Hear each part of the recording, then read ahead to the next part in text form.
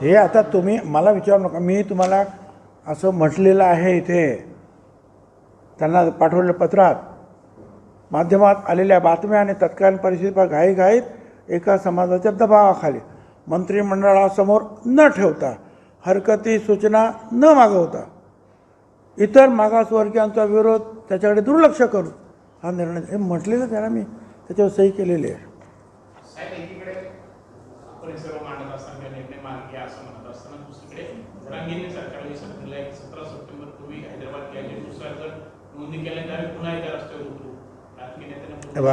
आता लोकशाही आहे, रस्त्यावर कुणी उतरू शकतो हां, आणि बाकीचे काही उतरू शकत नाही असं काही, का रस्त्यावर काही अशी बंदी तर नाही आहे की ओबीसीने उतरू नये. आता उतरलेच आहे ना ठिकठिकाणी, फक्त ते ग्राम पातळीवर जिल्हा पातळीवर चालू आहे. ते सुद्धा एकत्रित येऊन मोठा लढा उभा करू शकतात ना. मोठी संख्या, एकूण जर संख्या आता बघितली, जर गाव खूप, तुम्हीच लोक छापतात त्यांचे फोटो, ते बघा ना किती आहेत ते.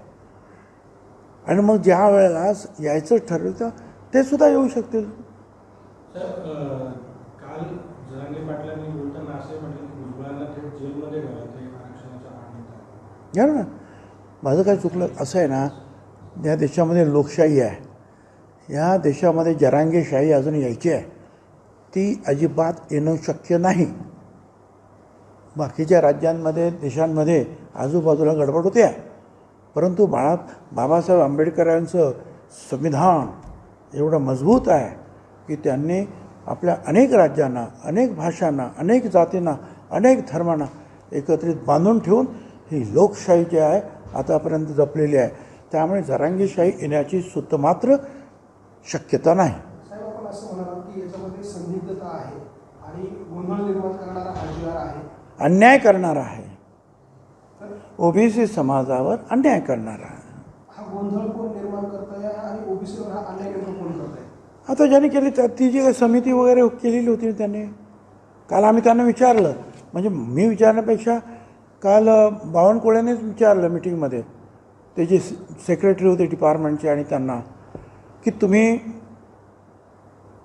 याच्याकडे फाईल आहे का तुमच्याकडे, हे जे काही काढलं, तुम्ही हे शब्द काढायचे घालायचे, तुम्ही लॉ ज्युडिशरीला म्हणजे विधी न्याय खात्याला विचारले होतं का, त्यांचं काय आहे का लेखी की चालेल म्हणून?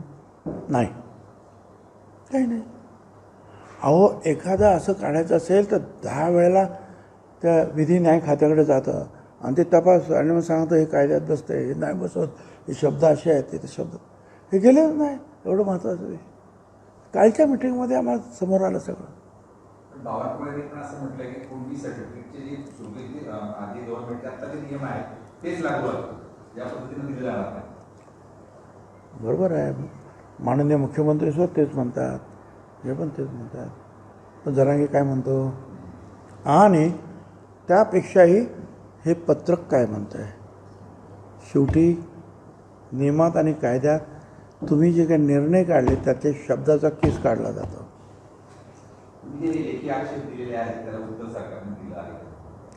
आता दिलेलं परवाच्या दिवशीच दिलेलं आहे, त्यामुळे एवढ्या लवकर कदाचित येणार नाही.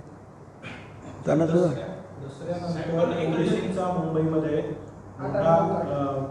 दसऱ्यानंतर ओबीसी मुंबईमध्ये धडकणार अशा पद्धतीची तयारी सुरू आहे. काय हे बघा,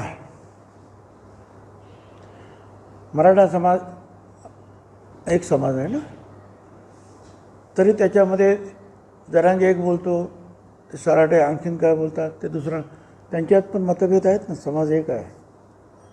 अरे आमच्या ते तर 374 जाती आहे भाऊ, त्या पण मोठ्या मोठ्या जाती आहेत, अनेक संघटना आहेत, प्रत्येक संघटनेचे नेतेसुद्धा आहेत. ते सगळीकडे घेत आहेत ना, कोण कुठे कोण कुठे कोण कुठे जे आहेत हे जनजागरण करत आहेत, उठाव करत आहेत, तहसीलला जात आहेत, कलेक्टर ऑफिसला जात आहेत, आणि त्यांची सगळ्यांची मागणी आहे. माझ्याकडे सुद्धा त्यांचे फोन येत आहेत.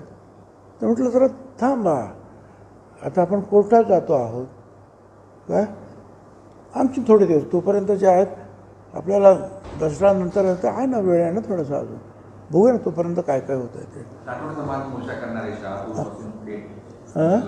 राठोड समाजातला रस्ता उतरणार. आता असं आहे, त्याच्यामध्ये पण त्यांनी काय मुद्दा निर्माण केला.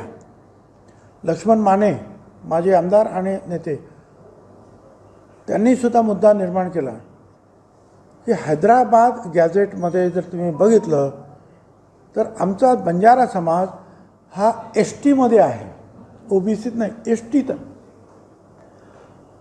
मग फक्त कुणबी समाजासाठी तुम्ही गॅझेट मान्य करणार आणि बंजारा समाजासाठी काय नाही करणार? लॉजिकल आहे त्यांचा प्रश्न जो आहे हा योग्य प्रश्न आहे. एकदा एक डॉक्युमेंट तुम्ही एकाच समाजासाठी गृहीत धरलं, मग त्या डॉक्युमेंट असलेल्या दुसऱ्या समाजाचं जे काही म्हटलेलं असेल ते सुद्धा गृहीत धरा. त्यांचं म्हणणं आहे की आम्ही हैदराबादच्या त्या गॅझेटमध्ये आम्ही STमध्ये आहोत, आदिवासीमध्ये आहोत. आता आमचं काय करणार? तुम्ही ते मान्य केलं ना, तिथली कुणबी इथे कुणबी केलात, मग तिथली ST इथे ST करा. तर ते आता माझ्या मते एक चूक केली ना तुम्ही कमा अनेक गोष्टी बाहेर पडत जाणार आहे. संदिग्धता सरकारने याच्याशी संदिग्धता दूर करावी, अन्यथा हा GR मागे घ्यावा आणि आपण दुसरीकडे पत्र पण देतात. आपण काही सरकारला टाइम बाउंड देणार आहात की आतापर्यंत? सरकारला याचं महत्त्व कळतं. राज्यामध्ये 3 ठिकठिकाणी जे आहेत मोर्चे निघत आहेत, तहसीलला कलेक्टरला ते देत आहेत, मीडियामध्ये येत आहे. गांभीर्याची त्यांना जाणीव आहे, पण त्यांनासुद्धा आता अभ्यास करायला लागेल ना की बाबा काय त्यांनी लिहिलं त्या समितीने. त्यावेळेला तो जो काही दबाव घाईघाईने हा शब्द मी वापरला,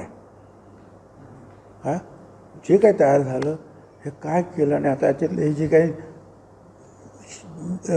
काही प्रश्न निर्माण होतात त्याचं उत्तर काय शोधून उत्तर देतील.